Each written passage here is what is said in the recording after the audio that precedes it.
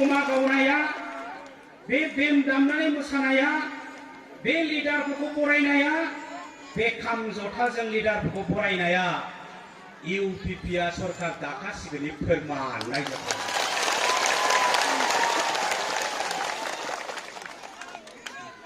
सिलेखायाव खाम्फाया अमा बेदर जाहोदोंनो आं एसे आगोलावनो मिथिनाय मोनबा आंबो अमा बेदर जानो थांगौमोन अमाखौलाय सोर जाया बर'फ्रालाय बयबो जायो आरो रुनिकाटा खाथियाव रुनिकाटानि सोनाबा बुरपार दैखौ बारनानै 70 बोसोराव मावनो आद्रा थानाय जानांगौ माबाल'नो अन्थाइ खाम्फा गायसनफैदों बिथिंबो अट' लानानै थांनाय नुदों नांगोल सावगारि गोनां फ्लेग लानानै दा अमा जाहोमालाय मा जानो दिनैसो अन्थाइ खाम्फा गायसनफैमालाय मा जानो अबसे आंबो गारि सा सानबोदोंमोन आरो दहाय बै बड'लेण्ड एकाडेमियाव ओंखाम जाबाबो सानदोंमोन अमा जाबाखि बर'फ्रा मिथियाव फैबावगोन बियो अमा मोनजानाय मालाय खाम्फा फैलायनाय मालाय इउपिपिनि मिथियाव फैबावगोन बियो आं बेबायदि सानदोंमोन दा आङो जिल्ला एबसुआव थानायाव दुआर आनसलिक कनफारेन्सखौ गोबां खेब गाबाय अमा जानायजों खोथा गैया खाम्फा थाम्फाजों खोथा गैया दुआर आनसलिक कनफारेन्सआबो बिसिबां मानसि जाफेरा दिनै नोंथांमोना लोब लोब फैनानै फोरमान खालामबाय 14 नाम्बार चिरां दुआराव बिपिबा दिनैनिफ्राय बिदायसै जोब्बाय दिनै दा आखाइखौथ' खब्बाय रायजोफ्रा नाथाय आंहा मोनसे गिनाय दङलाय आखाइखौ खबदोंबालाय मा जानो मोनसे गिदों आं प्रमद बर'आबो फैयाखसै केन्द्राजों आंसो लेक्सार होसाबबाय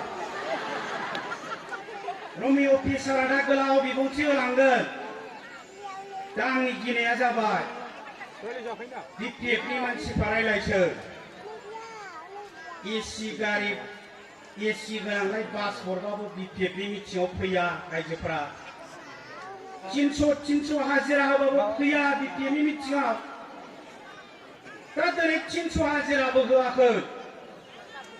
एसि गोनांलाय गारिखौथ' बारहो जोंना थाबायबोयोसो साइकेलजोंसो फैयो जोंना 50 थाखा खांलायलायनानै अट' लानानैसो फैयो जोंना मिथिङाव दा नाथाय नांगोलनियाव एसि गोनांलाय बास हरबाबो थाङा दा बेखायनो बिसोर मा बुङोनो बे इउपिपिनियाव मानो थाङो रायजोफ्रा फैसाबो होआ बिसोरनो एफा लोब लोब थाङो सालाफ्रा फैलाखौसो नायनो थाङो होननानै बुङो बिपिएफआ दा बेनिखायनो रायजोफोर फैलाखौ नायगोन र' बर' फिल्मनि एक्टर फैलाखौ नायनायजों लोगोसे आंहा फोथायनाय दं 14 नाम्बार चिरां दुआरनि रायजोफोरखौ जों आन्दलन खालामबोनाय जों लिंबानो रेल होबथानो थांग्रा जों लिंबानो राजा लामा होबथानो थांग्रा जों लिंबानो दिल्लीयाव थांग्रा जों लिंबानो उखैहाब सोमावसारनायाव बाहागो लाग्रा बिसोरखि इउपिपिनो भट होआ जायो नामा फैलाखौ नायनो थांबालाय आं बेबायदि सानदों फैलाखौबो नायगोन इउपिपिनोबो भट होगोनबा आखाइ खबनांगोन फोरमान जालायबाय नङा होमबा बे नांगोलफ्रा नायफैबानो जायोना फिसा आखाइ खबदों रायजोफ्रा फैलाखौबो नायगोन ट्रेक्टरनि सावगारियावबो भट होगोन दा जों बुंलायनांला इउपिपिनि लिडारफ्रा बुंलायनांला एबसुनिया बुंलायनांला बिपिएफनि सिङाव अर नांबाय नांगोलनि सिङाव बारहुंखा बारबाय हाग्रामाया केन्डिडेट बिपिएफनि बेनिखायनो बिथाङा एमपि बिश्वजित दैमारिनो बिपिएफनि आफादगिरिनि बिबानखौ होथ'दोंमोन इनचार्ज प्रेसिडेन्ट दाखालि जेब्ला हिमन्त बिश्व शर्माया बिटिआर सुक्तिनि बिराद दावराव जाबाय मानोबा बै साहाथिंजाय जिरायनो मोनाखै नामा देलाय थाब जिरायलाय दावराव जादों हिमन्त बिश्व शर्माया अन्नानै एसे सिरि खोनासं बयबो अन्नानै एसे सिरि था हिमन्त बिश्व शर्माया जेब्ला बिटिआर सुक्तिनि माखासे दफाफोरखौ मावफुंनाय जासिगोन होननानै फोसावो एमपि बिश्वजित दैमारिया बिपिएफनि लाख'नाय आफादगिरिया हिमन्त बिश्व शर्मानि फोसावनायखौ वेलकाम खालामदों बरायदों बिश्वजित दैमारिया वेलकाम खालामनायनि हेंथायै अखानायै बिपिएफनि लाख'नाय जेनेरेल सेक्रेटारि प्रबिन बर'आ बिश्वजित दैमारिया जि बाथ्रा बुंदों बियो व्यक्तिगत बियो जोंनि आफादनि थांखि नङा होननानै खौरांगिरिफोरनि सिगाङाव बुंदों आरो बिश्वजित दैमारियाबो बुंफिनदों प्रबिन बर'आ जि बाथ्रा बुंदों बेबो सांगठनिक बाथ्रा नङा बेबो गाव हारसिंसो बुंनाय बे जोंनि मावथिफ्रा बेबो बुंनांला सोर थादों दावराव जागोन अन्नानै बयबो सिरि था अन्नानै बयबो सिरि था डिसिप्लिन मिटिङाव बाहागो लानि आरो बे बुंग्राफ्राबो अन्नानै बुङाबानो जाबाय सिरिया थाखासिगोन अन्नानै सिरि थालायगोन प्रबिन बर'आ बुंनायखौ बिश्वजित दैमारिया बुंफिनदों जे बिथांनि बुंनायाबो सांगठनिक नङा व्यक्तिगत बाथ्रा हारसिंनि बाथ्रा अखानायै बिश्वजित दैमारिया बुंफिनबावबाय बिटिआर सुक्ति जानायनि आगोल मेम'रेन्डाम अफ सेटेलमेन्ट बेखौ नायफामनानै हरनो थाखाय सेन्ट्रेल गभर्नमेन्टनिफ्राय बिटिसि सरकारनो हरदोंमोन नायफामनानै हरनो खाम्फा बरगयारिया अखानायै बुंबाय भारत सरकारा मेम'रेन्डाम अफ सेटेलमेन्टखौ नायफामनो जोंनो हराखै होननानै बुंबाय अखानायै बिश्वजित दैमारिया बुंफिनबावबाय केरल नार्जारि बिटिसिनि सेक्रेटारि रबिनसन मुसाहारि बिटिसिनि सेक्रेटारि बिथांमोनानो दंमोन दिल्लीयाव आरो बिथांमोननि आखायावनो बे नायफामफिननायनि लाइजामखौ हरदोंमोन नंखाय नंदोंबा नै बिश्वजित दैमारिया खेबनानै फेसबुकआव हगारनानै होबाय होनबा स्पष्ट जाबाय बिपिएफनि सिङावनो बाथ्रा दान्थेलायनाय जाबाय गोरोबलायनाय गैला बिश्वजित दैमारिया ससियेल मिडियायाव स्पष्ट लिरबाय बर' रावजों देबनागरि हांखोजों बाजेट सेसनावनो बिटिआरनि खोलानि बर'फोरनो बर' कसारि वेलफेयार अट'नमास काउन्सिलखौ दानाय जागौमोन नाथाय बिपिएफआ बादा होनायनि थाखायनो बे काउन्सिलखौ बिल पास खालामनाय जायाखिसै होननानै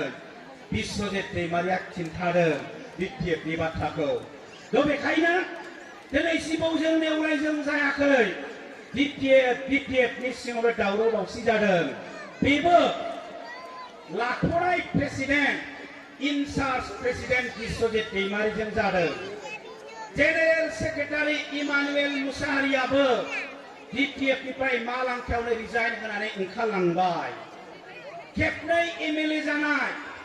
हेमेन्द्रनाथ ब्रह्मआ बिपिएफ नागारनानै इउपिपिआव हाबफैबाय बेखायनो रायजोफोर बिपिएफनि गिदिर गिदिर नेताफ्रा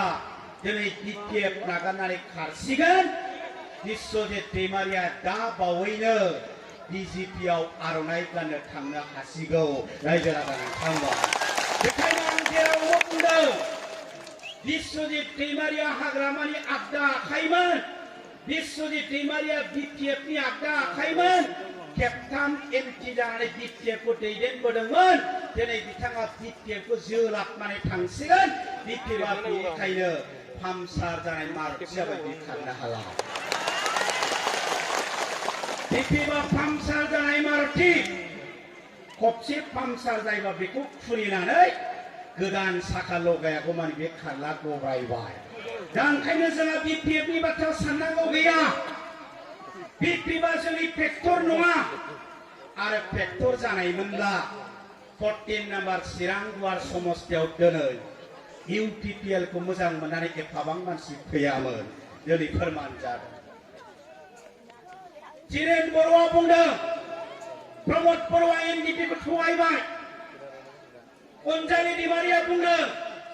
प्रमद बर'आ एनडिपि को थगायबाय सावरायग्राया बुंदों प्रमद बर'आ एनडिपि को थगायबाय दिनै थगायमारखोना थगायमारदिया सुक्तिनि दफाया मोनफानि उनाव मोनफा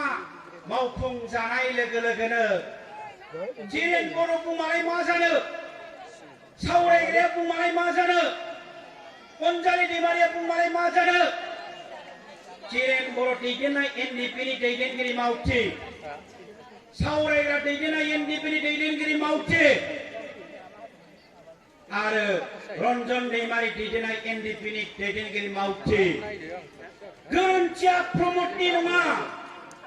गोरोन्थिया इउपिपिनि नङा गोरोन्थिया गबिन्द बसुमतारिनि नङा गोरोन्थिया रन्जित बसुमतारिनि नङा गोरोन्थिया चिरेननिसो गोरोन्थिया अनजालि दैमारिनिसो गोरोन्थिया सावरायग्रानिसो मानो सुक्तिया दिनै मोनफानि उनाव मोनफा मावफुं जाबाय बेखौ बुजिनानै चिरेन गट एनडिपिनि सावरायग्रा गट एनडिपिनि आरो रन्जन दैमारि गट एनडिपिनि दैदेनगिरि मावथिफ्रा साफा इउपिपिआव फैफिनजोब्बाय रायजो राजा जों लिंनाङाखै आरो बे आंनि बुंनाय बाथ्रा नङा सानफ्रोमबो मबाइलाव नुगासिनो दं ससियेल मिडियायाव आरो गोदोनिफ्राय भुटान अपारेशननि आगोल आरो उन जाय एनडिपिनि दैदेनगिरि मावथिफ्रा सारेन्डार जादोंमोन आखाइ दैखांदोंमोन सरकारनि खाथियाव बे एनडिपि सारेन्डार एसोसिएशननि मावथि दैदेनगिरिफ्राबो बिथांमोनाथ' आलादाबावसो गाव हारसिंल' दंबावा बिजिखौ लाफाबोनानै इउपिपिआव जइन जाजोब्बाय गासिबो सारेन्डार एनडिपिफ्रा फेमिलियानो फैनाय न'खरानो आरोबाव सप्तासेनि उनाव नोंथांमोना खबर मोनगोन ससियेल मिडियायाव 400 बिएसइउ बड'लेण्ड स्टुडेन्ट इउनियननि जाय नांगोलनि बिपिएफनि स्टुडेन्ट अर्गानाइजेशनमोन बे आफादनि 400 जन लिडार मावथिफोरा कक्लाबारिनि मोनसे जायगायाव मिटिंआव इउपिपिआव हाबफैनो थिग जानानै दं रायजो राजानो सोर दंबावो बेहाय सोर दंबावो बेहाय एबसुनि बारग' आफादगिरि बर' थुनलाइ आफादनि खेबनै लिरनाय आफादगिरि जानाय दीपक बसुमतारिमोन बायदिया दिनै इउपिपिआव जइन जाबाय बेनिखायनो बिपिएफआ जेबो गैला बिपिएफआ दा पामसार जानाय मारुति जोंहा बेखौ गिनांगौ गैला दा जों बोरै देरहागोन 14 नाम्बार चिरां दुवाराव 5 बोसोर आगोल जोंना पिसिडिआरमोन पिसिडिआरनि केन्डिडेटआ अमर सिंह ब्रह्म दाबो दं मोनसे स्टेजआवनो चिरां जिल्ला इउपिपिनि गाहाय नेहाथारि दा खाम्फाया देरहादों बिथांजों मात्र 38 खान भटआव बेबो बोरै बे समाव मालाय बिसिनि पावार लिडारफोरनो हरखुमाबायनो मालाय महात्मा गान्धीखौ अफिसारफोरनो सानै सानबाय डिक्लियारल' खालामनो दंथारसै अमर सिंहआ देरहासिगोन अफिसारफ्रा मा खालामबाय सानखां हरनाय बाकसनिफ्राय बुन्दासे हानहरफिनबाय बेखौ बासि नांगोल बासि साननानै 38 बारा खालामनानै काम्पा बरगेट देराबाय होननानै फोसावगारबाय बै जे एफा बुरजा भट मोनदोंमोन अमर सिंहआ जों होनाय भट नंगौना नङामोन रायजोफोर जों होनाय भटमोन दा मा जादोंलाय इउपिपि जोनोम जानायनि उनाव बिटिआर सुक्ति जानायनि उनाव जाय मानसिफ्रा नांगोलनो भट होदोंमोन जाय मानसिफ्रा खाम्फानो भट होदोंमोन बे बिथांमोनाबो सानफ्रामबो मिथिं जागाफा आर'नाइ गानै गानै इउपिपिआव फैबाय होनबा अमर सिंहनो भट होनायनिख्रुइ रन्जित बसुमतारिनो भट होग्रा बर'फ्रा बांसिन जायाखै 5 बोसोरनि बांद्राय दिनै बांसिनबाय दायोबो जइन जालायगोन खोमा जइनिं होनबाय थादों दायोबो जइन जाबावनोसैलाय हिसाब सारा जइन होनबा बर' मानसिफ्रा अमर सिंहनो बेसेबां भट होदोंमोन ओइबार रन्जित बसुमतारिनो भट होग्रा बर'फ्रा बांबाय आन्दोलन खालामग्राफोरजों एनडिपि दं होननानै बदनाममोन आन्दोलन खालामग्राफोरजों एनडिपिआव अत्याचार खालामो बे आफादजों बिसोर दङ बदनाममोन आरो बिसोर बड'लेण्ड बियो आसामखौ बुखावनो नागिरो बर'नि जेबो बाथ्रा बुङा होननानै जोंखौ बदनाम होयोमोन जोंनो भट होआमोन नाथाय एबार मा जालायबाय दागगारियाव थांदोलाय जोंना नेपाली बिदा फंबायफ्रा इउपिपिआव जइन देवस्रियाव थांदोलाय रुनिकाटियाव थांदोलाय जोंना आदिबासी बिदा फंबायफ्रा इउपिपिआव जइन होनबा जाय नेपाली बिदा फंबायफ्रा आन्दोलनकारिफोरनो भट होआमोन देग्लाय होसिगोन जाय आदिबासीफ्रा आन्दोलनकारिफोरनो भट होआमोन देग्लाय होसिगोन होनबा गुबुन हारिनि भटबो जों मोनसिगोन होनबा रायजो राजा नोंथांमोन बेनिखायनो आं अंक मोनसे खालामदों बर'फ्राबो बांबाय नांगोल खालामग्राफ्रा फैदेरबाय गुबुन हारिया होआमोन गुबुन हारिया इउपिपिआव हाबबाय बेखायनो ओरै जाबाय अंकआ रायजोफोर 40 नाम्बार चिरां दुवाराव इउपिपिएल दाजाब बिपिएफ दाजाब बरो इजिकेल टु रन्जित बसुमतारिनि जै देरहाबाय बिथां देरहानानै जों दिनै बमा गावनो हायो मानोना जोङो बर'फोरनिल' भट मोननानैनो अमर सिंह ब्रह्मआ देरहानोसैमोन दिनै जों ज' जाफैजोब्बाय बेनिखायनो जोंनि देरहानाया स्पष्ट जाबाय सन्देह दंबावो नामा बेयाव सन्देह दंबावो नामा बेनिखायनो आं ओरैसो सानदों बे इउपिपिनि मिथिं जागोनखौ साननैसो आगोल मिथिग्रोयोबा बिपिएफनिया गोदान फ्लेग बायना लायनानै गायफैयो बिसोरो नङासै आरो बेबायदिनो मिथिंखौ लाखियो अमा जाहोयो मिथिं खालामो दहाय फुङाव जोङो पार्कआव दंहैयोमोन बनरगाव समस्तियाव दा जोंना रायजोफ्रा खिन्थादों बे नांगोलनि फ्लेगआ गैयामोन दिनै मोनायावसो गायब्रबदों होननानै बिराद गोदान दा आं खावलायनो नागिरदों 14 नाम्बार चिरां दुवाराव इउपिपिएलनि केन्डिडेट रन्जित बसुमतारि देरहानाया 100% सैथो जाबाय बेखायनो फ्लेग गायस्लायस्लाय अमा बेदर जास्लायस्लाय खाम्फाजों थगायजाबाय थास्लायस्लाय दरजाया खुला इउपिपिनिया सम थानायावनो फैदो जयैनो सरकार दानि रंजालायसै आं खावलायनो बिपिएफनि दा फैखायाबा जोंनाबो बिराद गरा दंजोलै इउपिपिआव नांलालै बिसोरखौ नांलासो होनगोन बाराबा दा बेखायनो सम थानायावनो बिपिएफ खालामबाय थायालाबानो फैफिननो थाखाय बयखौबो फैनो थाखायसो आं खावलायदों इउपिपिनि दरजाया जेब्लाबो खुला दा रायजोफोर बिपिएफआ रायजोफोरनि सिङाव हाबनो गोदान फर्मुला बाहायबाय थादोंमोन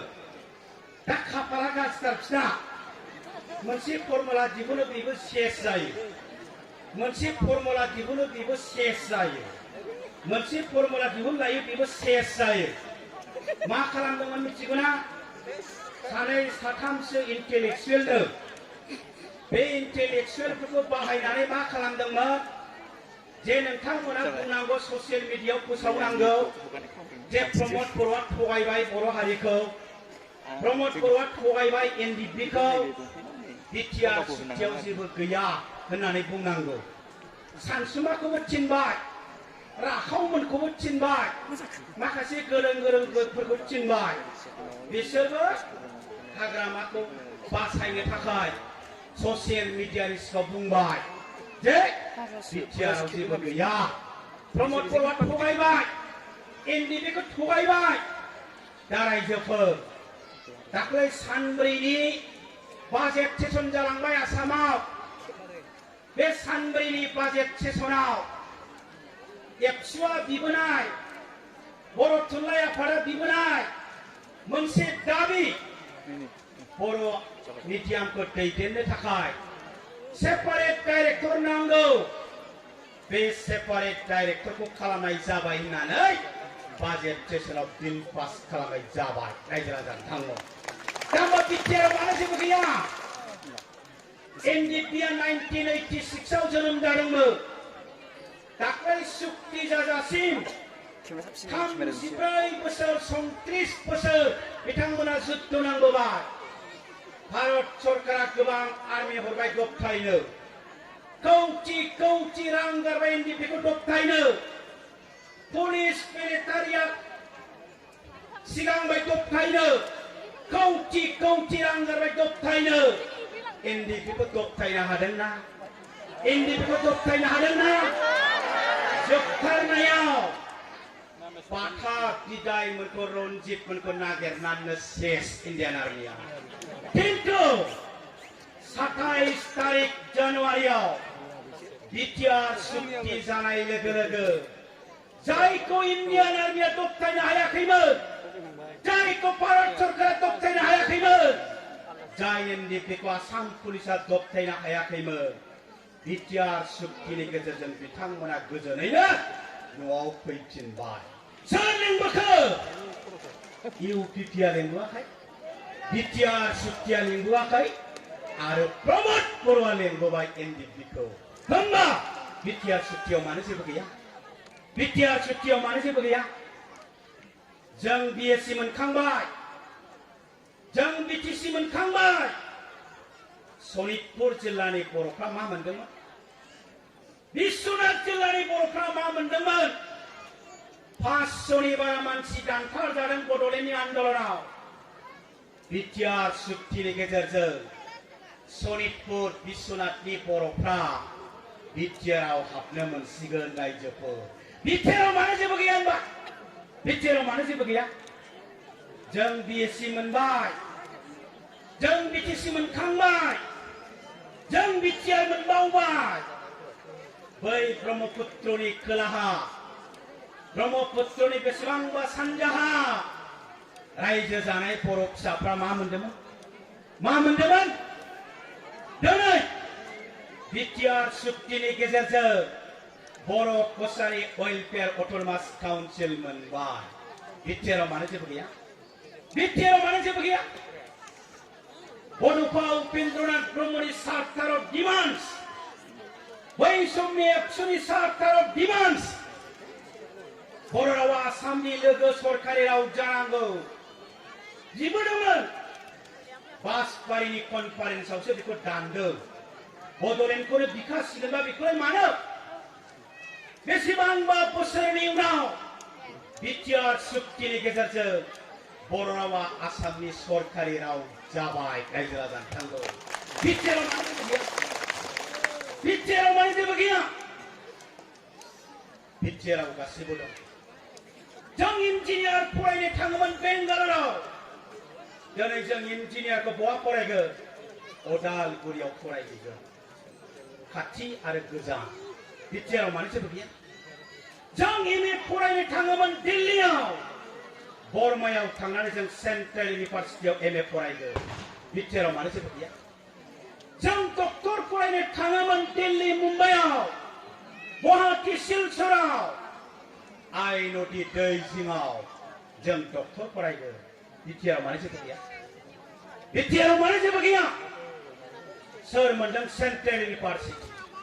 सोर मोनदों एनआईटी सोर मोनदों गुबुन गुबुन इनस्टिट्यूशन बिटिआर मानो जेबो गैया दा बिनिखायनो नांगोलनि बिपिएफनि फर्मुलाया जोबलायबाय लेवार बायदि टेनखावनानै इउपिपिखौ बाथाबनो नागिरनाया सोरजोंबा इउपिपिजों थांखु गोजानानै बदफिनबाय गैया सेस जेरैहाय उन सिगां भिडिअ मोनसे फर्मुला जोबलायबाय उन सिगां जेरै सेकेन्ड फर्मुला बाहायलायबाय सेकेन्ड फर्मुलाया मा बे इलेक्सना कर'ना भाइरास लानानै फावसायलांनांगौबा दिनै 200 गाबोन 500 समफोर हाजार बिपिएफनि मानसिया इउपिपिआव हाबै हाग्रामा हाट खालामना सुनानै गिनाय दंसा बेखायनो इलेक्सना माबा थाब जानांसिगौ होननानै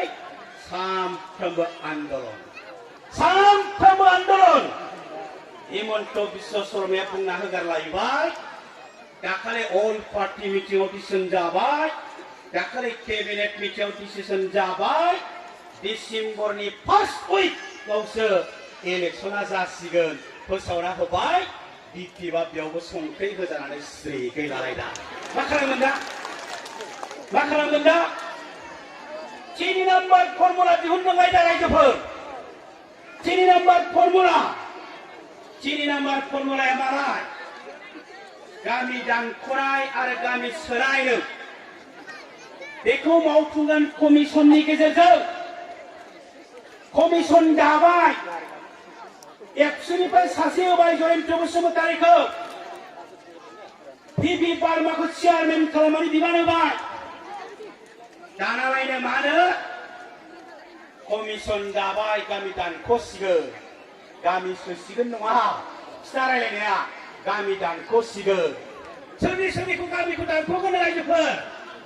रोनगोरानि गामिखौबो दानख'सिगोन जाहैदों बिटिआरनि आरो बिजिनिनि कास्टवाखौ दानख'सिगोन जाहैदों बिजिनि टाउनखौबो दानख'सिगोननो बिजिनि एमएलए कमलसिया बुंदों जाय गामिखौ दानख'सिगोन होननानै बिपिएफआ बुंदों जों थांनानै मिटिं खालामहैफिनबाय रायजोफोर जों मिटिंखौ ओरैबायदि लिंहरखादों एबसुनिफ्राय बे मिटिंआव इउपिपिल' फैबा जानाय नङा इउपिपिखौ मोजां मोनग्राल' फैबा जानाय नङा बिपिएफआबो फैजोबनांगोन खोनासंना लांबा लाथों बिसोरो जों लिंहरनो थिनखादों थांदों दाना लेक्सार जागायबाय आङो मबाइलखौसो बोलानानै देखायहोखादों मेम'रेन्डाम अफ सेटलमेन्ट एमअएस इंराजिखौ रोङाबा बर'निबो दं बर'निखौ फरायनो रोङा दा आं बुंबाय रायजोफोर जों गामि दानग्रा नङा जों गामि सोग्रा रायजोफ्रा बुजिलायबाय दिनैसो फरायबाय बिपिएफनि 3 नाम्बार फर्मुलाया श्री खोनाबावदों नामा दा बेनिखायनो रायजोफोर बिपिएफआ जेसेखि फर्मुला दिहुना मानो 1 जोंबो हाला 2 जोंबो हाला 3 जोंबो हाला जेजोंबो हाला इउपिपि जै जेरावबो बिपिएफआ फर्मुला जोब्बाय दा ओंखायनो एसे खोनादोंसो जों बे मोनानि हाबाफारिया जोंना मानाव गिदिर बारग' सिटनिया बिराद बारा जाथारबाय जायो मोनानि हाबाफारिया मा मोनाबा हाबाफारि थायोना मोनसे बे ओरैया बिराद बारा जाबाय जायो टेनसन मानो पेपारावनो लिरगासिनो दं ससियेल मिडियायाव होगासिनो दं हाग्रामानि लोगोफ्रा सानफा गुलांबाय आरो जों खोनाबावबाय मैया दाखालै लारि सोर थांबावगासिनो दं मिथिगौना मिनिस्टार रिहन दैमारी मिनिस्टार चन्दन ब्रह्म एमएलए कमल सिंह नार्जारी रावबो गैलाबालाय मानोथो थाबावनो इउपिपिजोंलाय सोर हाबावनो गैयाखाय गैया बिश्वजित दैमारीजों बिजेपियावनो ब्लक दिनै लाइन लाबाय बेखायनो बे मोनानि हाबाफारिया जादों गोलाव खालामला जों आङो ओंखाम जाहैदों नामा सानदोंमोन आलासिखौ बिथाङा गोलाव बुंगोन जोब्बाय दा बेन पार्टिजोंथ' मोसाबाय रायजो राजाफ्रा खाम जथाजों मोसाबाय मोसाथ'वाबा एसे हामगौमोन मेंबा देरहानायनि मोसानांगोन ना नंगौना नङा लावसिन मोसानांगोन ना बांसिन मोसानांगोन ना दा काउन्टिं जाथ'वाखै बिसायख'थिया सानथ'वाखै बेखायनो जों मोसाथ'वा जि दिनखालि सानगोन काउन्टिं जागोन जोंना स्काई क्लासा गिदिंफागासिनो दं मैयाबो डाइरेक्टरा दं बिथांमोना बुंबाय 27तानिफ्राय 30ता मोनगोन इउपिपि जोंनि रिपर्ट आरो जिदिनखालि भट सानगोन 12टायावनो टिभि नायनांगौ आखाइनि मबाइलाव नायनांगौ ब्रेकिंआवबो ओंखारगोननो प्रमोद बर' नेतृत्वत इउपिपि सरकार गठन কৰিবলৈ গৈ আছে 12টাयावनो ओंखारगोननो सानसुनि दा मोसाथ'नोथ' हाला जोङो काउन्टिं जाबासो मोसानोसै मोसाथ'नो मोनाब्लाबो इउपिपि देरहानाय नोंथांमोना ट्रेक्टरनि सावगारियावनो भट होखाजोबगोनबा खेबसे आखाइ खबलागोन बे प्लास्टिक सिङाव जिरायनायफ्राल' खबदों प्लास्टिकनि बाहेरा बै दंफां साया खान्थाल सायाफोरनिया बारा खबाखै CID बायदि फैदों जानो हागौलै बिसोर नांगोलनि आं बेबायदि सानाखै खिन्थु दखानाव थानायाबो सायायाव थानायाबो खना खना थानायाबो ट्रेक्टरनि सावगारियाव भट होग्रा जोब्बा इउपिपि देरहानायनि गोबारै आखाइ खबनांगोन दामोना एबारसो देरहानायनि बायदि जाबाय नङा होमबा दा बयनिसिमबो साबायखर बावबाय इउपिपिएल देरहागोन रोखा जिदिनखालि भट नोंथांमोना थांनानै ट्रेक्टरनि सावगारियावल' भट होनानै फैदो बयखौबो खावलायनानै आरो खुलुमनाय हरनानै आंनि बुंनायखौ फोजोबबाय गोजोन्थों